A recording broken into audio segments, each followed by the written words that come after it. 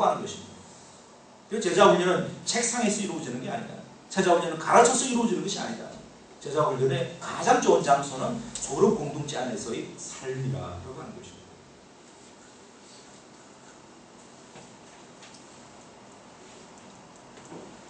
그래서 초대교회는 소그룹을 지향하는 교회였습니다. 뿐만 아니라 초대교회는 그의 환경상 가정교회였습니다. 가정교회. 여러분 그렇게 생각하겠습니다. 아니 예수님께서는 그냥 남자들만 모아서 소그룹을 했다라고 하는 거죠. 그럼 어떻게 생각해요? 왜 예수님이 남자들만 모아서 소그룹을 했습니까?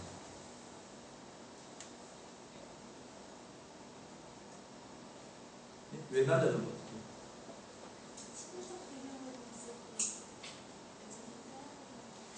그 당시에 사회적 환경이 여자들 그냥 따라오는 것이기 때문에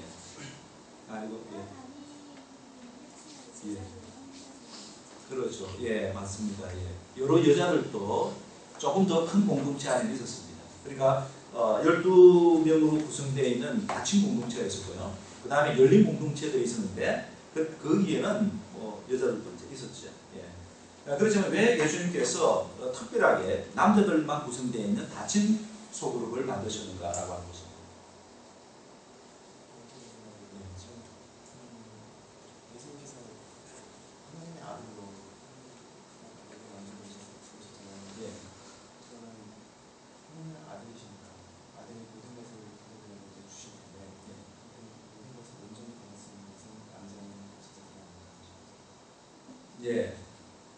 그래서 얼마든지 이런 생각들을 할 수 있겠죠. 또 다른 분들 이야기해 보시죠. 공감할 수 있는 같은 성끼리 아니면 어떤 그 모임 목적에 따라서 지금으로 예를 들자면 뭐 구역이나 이런 데서도 여자들끼리 모이면 같은 대화할 수 있는 공감할 수 있는 게 있는데 아니면 좀 힘들잖아요. 그래서 공감대나 이런 것도 좀. 그래서 나중에 이제 쭉 생각을 해보겠지만 소그룹의 두 가지 큰 형태가 있는데 하나는 셀 그룹이고요, 하나는 가정교회 그룹입니다.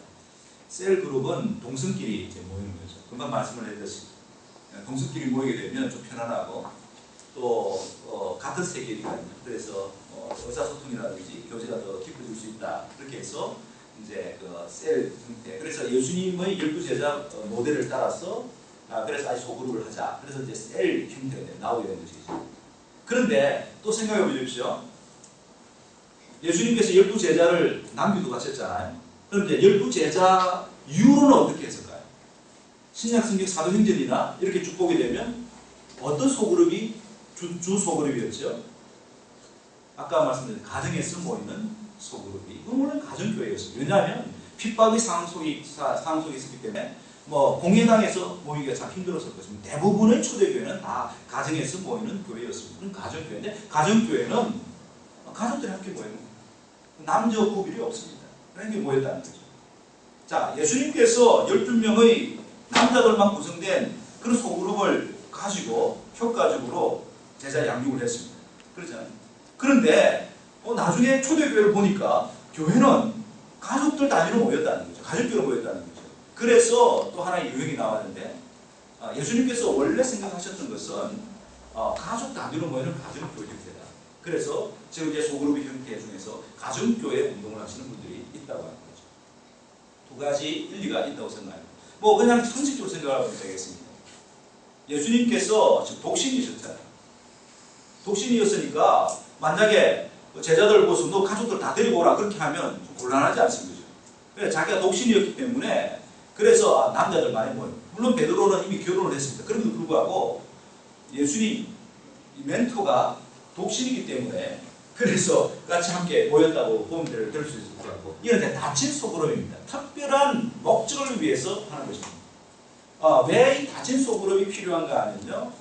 짧은 시간 동안에 집중적인 훈련이 필요하다고 합니다. 그럴 때는 남자들만 구성할 수 있고 여자들만 구성할 수 있고 그래서 그런 한시적으로 이렇게 모이게 해서 어느 정도의 그 목표를 향해서 집중적인 훈련을 할 수 있기 때문에 그러하다라고 하는 것입니다.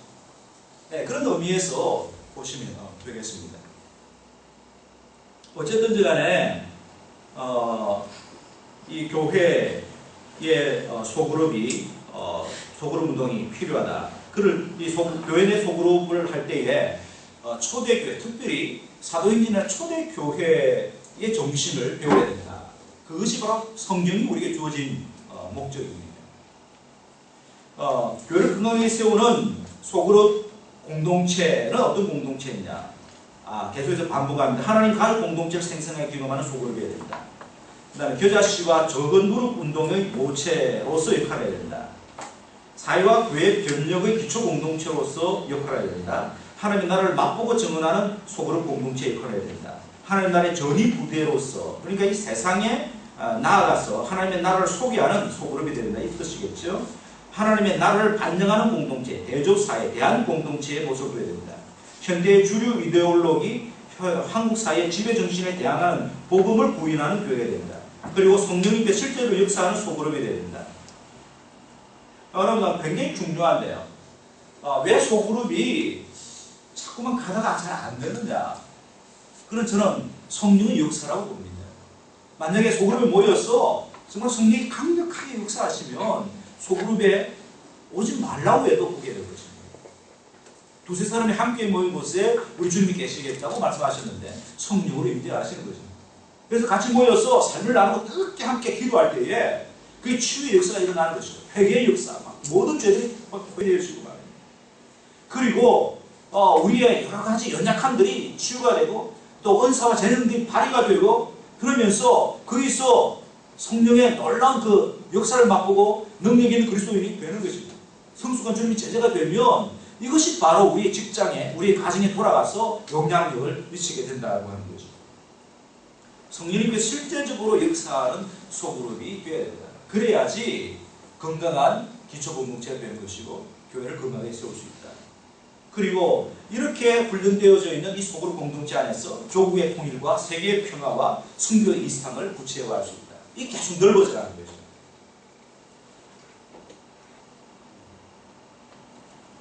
아까도 제가 이야기했던 현대 소그룹 운동은 현대 교회가 두 가지 운동, 소그룹 운동과 평신도 운동인데 이 평신도 운동은 목사만 교회에서 일을 해서는 안 된다라고.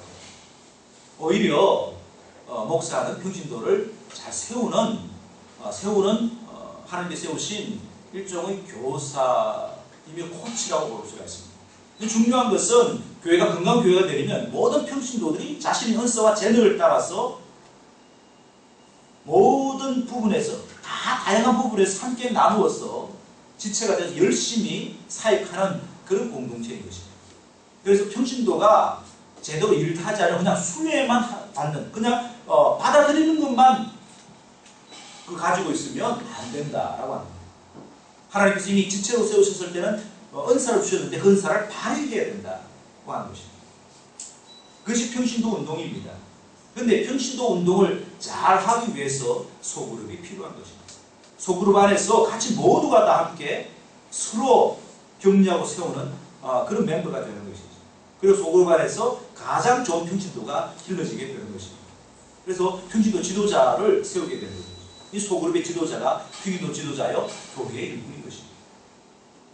그러니까 건강한 소그룹에 의해서 세워지지 아니하면 그가 교회 전체를 훌륭하게 이끌어갈 수가 없습니다. 그래서 누가 장로가 되어야 되느냐? 소그룹 공동체의 리더가 장로가 되어야 됩니다. 소그룹 공동체에서 좋은 리더로 교회 성도들에게 인정을 받는 자가 교회 장로가 되어야 됩니다. 그래 교회 목사가 되는 거예요. 그런 자가 선교사가 되어야 됩니다. 그래서 교회 공동체, 소그룹 공동체가 정말로 중요하다라고 하는 것입니다. 대표적인 소그룹 유형은 세일교회와 가정교회 유형이라고 이야기했습니다. 소그룹의 성경적 모형인데요. 성경적 모형은 가장 먼저 삼일체 하나님입니다. 삼일체 하나님은 여러 가지로 우리가 그 삼일체 하나님이 어떤 분이신지 신학자들이 말씀을 합니다만 여기 소그룹과 관련되어 있어서는 공동체로 존재하시는 하나님이십니다. 삼일체 하나님. 절대로 성부 하나님, 성자 예수님, 성령 하나님 따로 떼어서 생각할 수가 없어요. 성부 하나님 생각하면 바로 성자 예수님과 성령 하나님 따라오게 되어 있습니다. 성자 예수님 생각하면 성부 하나님과 성령 하나님 함께 와 있다고 하는 거죠. 다시 말해서 항상 삼일체 하나님이라는 이 뜻은 항상 공동체로 존재하신 하나님, 공동체로 존재하신 하나님. 그래서 사람을 자기 형상으로 만드셔서 남자와 여자로 세우셨다. 역시 공동체로 세우셨다라고 하는 것이고, 그래서 교회를 세우셨다는 것도 하나님 딱 삼일체 하나님의 형상을 본받은 그런 공동체로 교회를 세우셨다라고 하는 것입니다.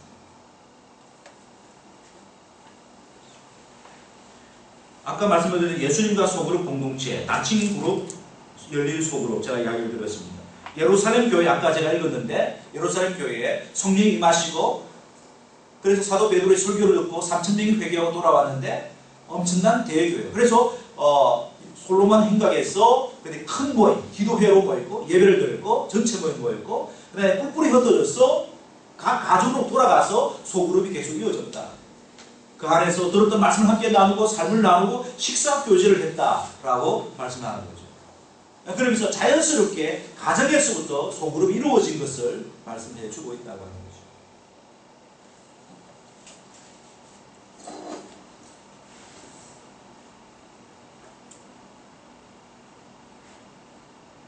초대교회 형편이 다 가정교회였다 이런 생각을. 그래서 제가 그 한박교회에 지금 5년 전에 왔는데요. 제가 한국교회 오면서 우리 교회가 건강한 교회가 되기를 원하는데 소그룹 사역에 제가 주력해야 되겠다 그런 생각을 했습니다. 그랬던 이유는 제가 그 박사학위 논문을 이제 쓰면서 우리 한국 교회의 전반 이제 어떻게 흘러갔는지를 쭉 생각해 보았습니다. 그러면서 1970년대, 1980년대 우리 한국 교회가 수적으로 굉장히 부흥했습니다. 컨버전 붐이라고 그러는데 교회만 지어놓으면 사람들이 몰려들었습니다. 그 이유가 무엇인가 하면 산업화와 도시화 때문입니다. 다시 말해서 이 산업은 도시 중심으로 사람이 많이 문제는 도시 중심으로 모여야 되는데 그러니까 이 산업이 발전하게 되니까 사람들이 도시로 이제 몰려가는 거죠. 그러니까 이제 자기들이 처음에는 시골에서 있었는데 시골을 떠나 도시로 나서 나그네 생활을 하는 것입니다. 나그네 생활을 하는데 계속적으로 이 세상은 자꾸 빨리 변하고 안정이 되지 않습니다. 그래서 고향을 찾기 시작했는데 이 고향과 같은 곳이 교회였다고 하는 것입니다. 그래서 교회가 이들을 품어내기 시작했습니다. 그러면서 교회에서 만족을 누리게 되었습니다. 교회에서 그 정신적인 평안 또는 복음이 제공해 주는 위로 뭐 이런 것들을 누리기 시작했습니다. 그러면서 전도도 하고 그러면서 선교도 하고 이렇게 하면서 교회가 성장하기 시작했습니다. 그러면서 대형 교회들이 등장했습니다. 그리고 매스미디어의 발달로 인해서 교회 성장 프로그램이 쭉 퍼지기 시작했고 유행하게 되었고 그러면서 어느 교회가 이렇게 하니까 교회가 성장하더라. 숫자가 많이 모이더라. 그렇게 하니까 표준 프로그램이 생겼습니다. 복제가 시작되었습니다. 그래서 총동원 전도주의 가면 이곳에 가면 모든 교회들이 총동원 전도주의를 했습니다. 이렇게 제자훈련 프로그램이든지 전도훈련 프로그램이든지 이게 매스미디어의 발달로 인해서 어느 교회가 성공적이었다 그러면 모든 교회가 함께 따라했다라고 하는 거죠. 그러면서 실용주의가 득세하기 시작했습니다. 실용주의라고 하는 것은 그냥 빨리 교회를 키워보자고 하는 것입니다. 교세 성장이나 그리고 또 성도들이 지금 너무 현대생활에 피폐해져 있으니까 삶의 문제를 해결해 주자라고 해요. 이제 그렇게 하려고 하니까 많은 사람들이 교회에 오게 되니까 대중집회를 선호하기 시작했습니다. 물론 이 대중집회는 초대교회 때부터 우리 한국의 초대교회부터 부흥회 때 그 영향이 있었습니다. 그래서 대중집회를 선호했는데 이 대중집회는 대체적으로 일시에 문제를 해결해 가기를 원한다는 거죠. 그 대중집회에 참여해서 은혜 받으면 병도 낫기도 하고 삶의 비전도 생기게 되고 문제 해결이 되더라 라고 하는 대중집회를 선호하게 됐습니다. 대중집회를 선호한다 이 말은 부흥사나 한 유명한 집회 강사에게 의존하는 것입니다. 은사를 갖고 있는 사람이나 병 고치는 은사를 갖고 있는 것이나 신주 집회를 하거나 그리고 말씀이 재미있고 파워 있고 인기가 있는 그런 사람들에게 몰린다고 하는 것입니다. 그러면서 교회 안에서도 생기게 된 게 금요 구역 예배가 없어지고 금요 철야 기도로 대체되기 시작했습니다. 사실은 제가 중학교 시절, 고등학교 시절에 저희 집에서 돌아가면서 구역 예배를 드렸지 않습니까? 그러면 저녁에 드리면 저도 함께 참여해서 같이 함께 예배 드리고 그리고 집에서 다과를 나누면서 담소하시는 그 모습이 저에게 참 인상 깊게 남아있거든요. 그런데 금요일날 저녁에 철야 기도가 중요했어요. 왜냐하면 같이 모여서 좀 현실 문제를 당면하게 해결해야 됩니다. 기도하면 응답이 되더라라고 하는 거죠. 그냥 집에서 모여가지고 함께 삶을 나누고 이렇게 하는 것은 부담스럽지만 자기 혼자 교회 와서 전체의 대중집회 속에 앉아서 말씀 받고 은혜 받고 기도하고 그러니까 시원해지더라고 하는 거죠. 동시에 우리 청년들에게 찬양과 경배 집회가 유행하기 시작했습니다. 금방 마찬가지입니다. 그냥 함께 모여 뜨겁게 일어나서 찬송하고 그렇게 하면 뭔가 해결이 된 것처럼 느껴진다라고 하는 거죠. 인기 강사를 초청하는 부흥 집회가 각각 교회에서 열렸습니다. 아까 말씀을 드렸던 대각성 전도 집회나 총동원 전도주의 이런 것들을 하게 했습니다. 그런데 우리도 경험했듯이 집회로 모여서는 힘과 소망이 생기는데 흩어지면서 금세 무력해지는 것을 느끼게 됩니다. 그 일시적인 처방이 다시 옛날로 돌아가더라라고 하는 것입니다. 그래서 어떻게 되는가 하면 중독이 되죠. 그래서 아이고 또 한 줄 동안 실패했구나. 그래서 철야기도에 또 다시 가야 되겠다. 찬양과 경배 집회 가야 되겠다. 또 지유 집회 가야 되겠다. 이런 식으로 계속적으로 달아오면서 쳇바퀴 돌듯이 했다는 거죠. 그래서 조금 나아지는 거 하면 다시 또 옛날로 돌아간다는 거죠. 이것이 연속이 됐다는 거죠. 오히려 자기 교회 안에서 평신도들 가운데 신앙의 멘토나 신앙의 친구와 함께 삶을 나누고 문제를 나누고 함께 기도하고 성령의 역사를 바라보면서 이러한 건강한 성장이 없었다고 하는 것입니다. 함께 격려하고 세우는 공동체가 와해되기 시작했습니다. 전체로 교회가 많이 모여서 있지만 사실 모래 알갱이와 마찬가지예요. 함께 서로 엮어지지 않았다라고 합니다. 신앙적 활동은 부지런히 하는 것 같아요. 왜냐하면 헌금이 많이 들어오니까.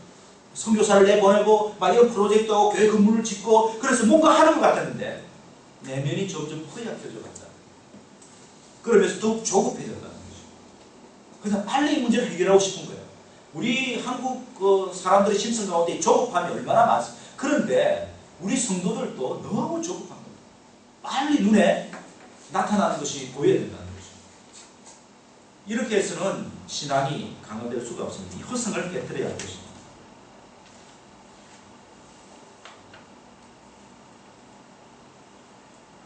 그래서 제가 박사과정에 논문을 쓰면서 쭉 조사를 해봤습니다. 조사를 하면서 교회가 성장하려면 우리가 알듯이 양쪽으로 성장해야 되고 교회를 건강하게 또 질적으로 성장해야 돼요.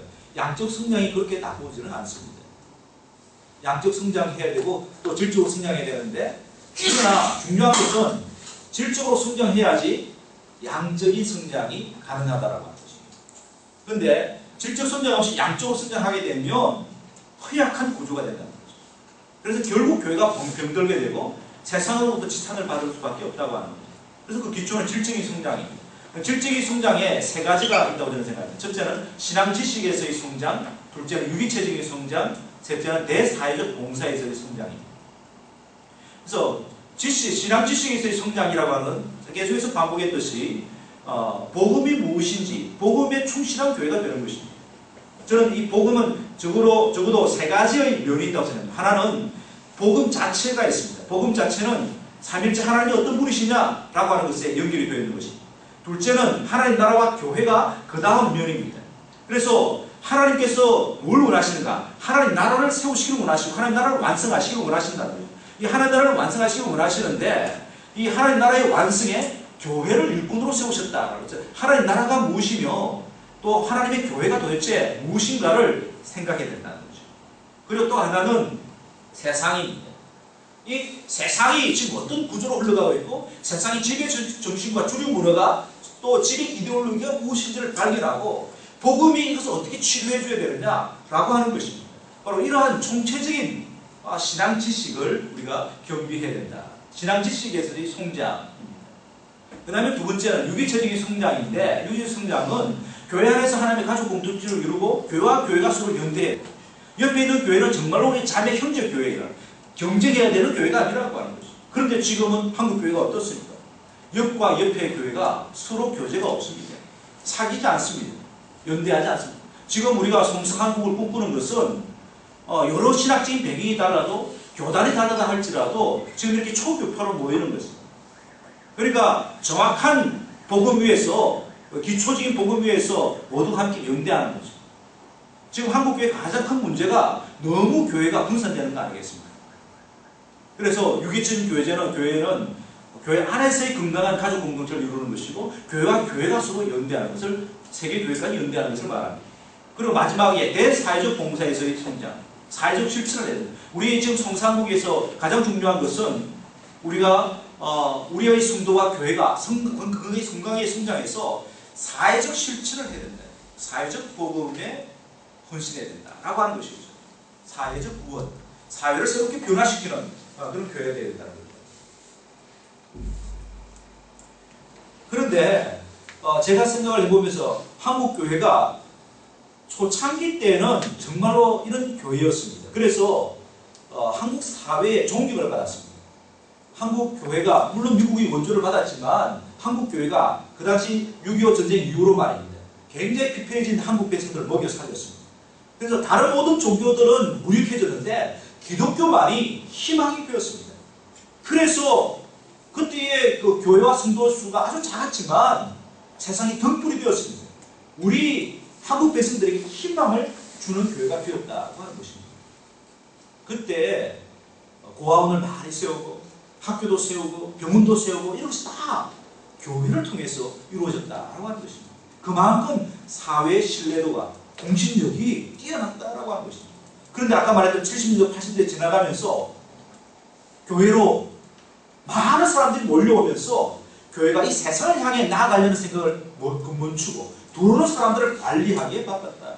그것도 대형적으로 관리하기에 바빴다. 그래서 안에서 가족 공동체가 무너지고 소그룹 공동체가 무너지고 전체적으로 큰 것 같은데 너무나도 허약한 공동체, 그러니까 교회를 만들었다.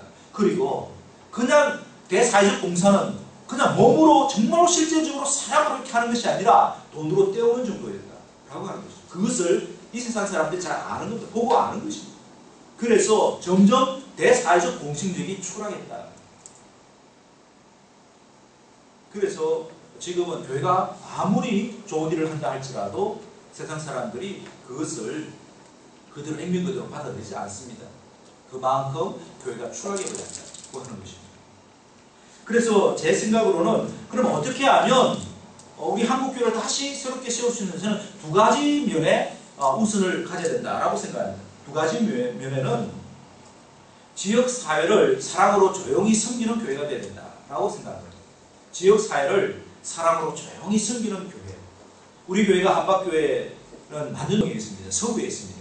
그래서 아직까지 잘 못하고 있지만 제 꿈이 그렇고 또 많은 성도들이 하나님께서 왜 우리 교회를 만년동에 세워서 19년 년 동안 지나게 하시는가? 앞으로도 더 있게 될 텐데 만년동과의 서구에 우리 교회가 뭘 해야 되는가? 이런 고민을 하고 있다고 하는 거죠. 그리고 또 하나는 하나님의 가족 공동체를 생생하게 경험하는 교회가 되어야 된다. 너무 대형화되어버리고 전체 집회에 의존하는 그런 교회가 아니라 소그룹 공동체가 아주 강력하게 난 기초 공동체가 살아있어서 그 기초 공동체 안에서 하나님의 가족 공동체를 생생하게 경험하는 그런 구조로 가야 되겠다라고 생각합니다.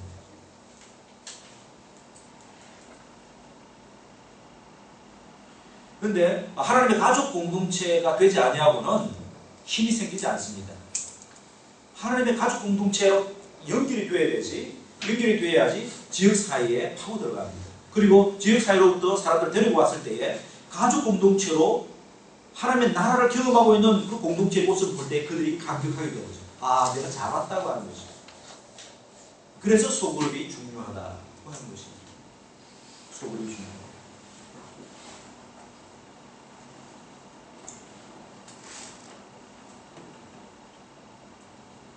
그래서 저는 저희 한박교회가 하나님의 가족 공동체를 소그룹 안에서 어떻게 구현할까 이런 생각들을 많이 했습니다. 그래서 저는 그냥 가정교회 모델을 우리 교회에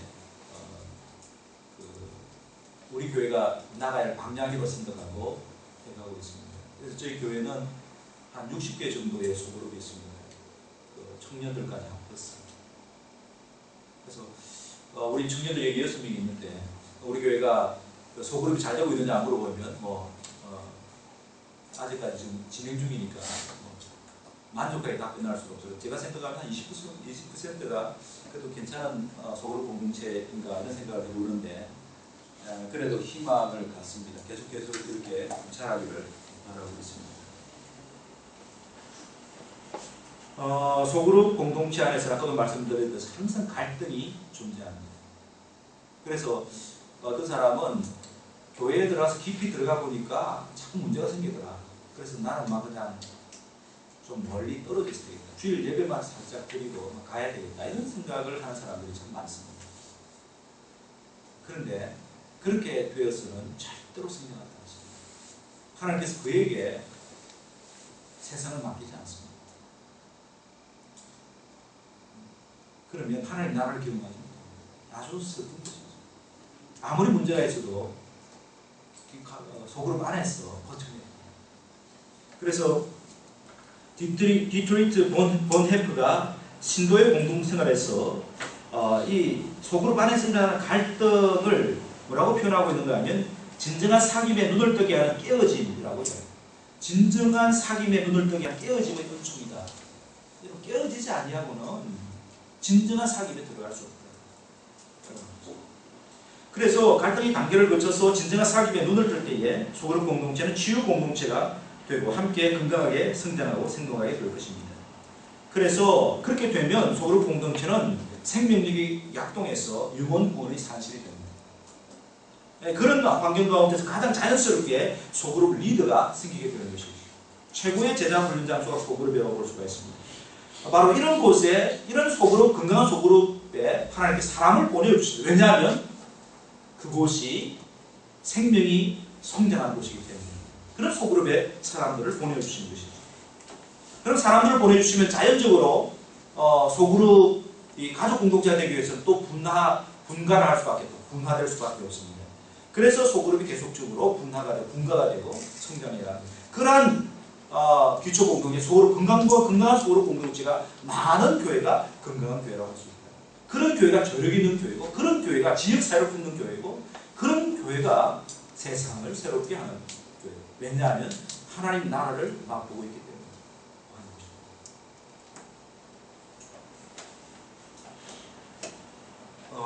이것으로 제 강의는 마치겠고요. 좀 이제 오래 한 5분 정도 쉬었다가 여러분 질문도 좀 해주시고 대화를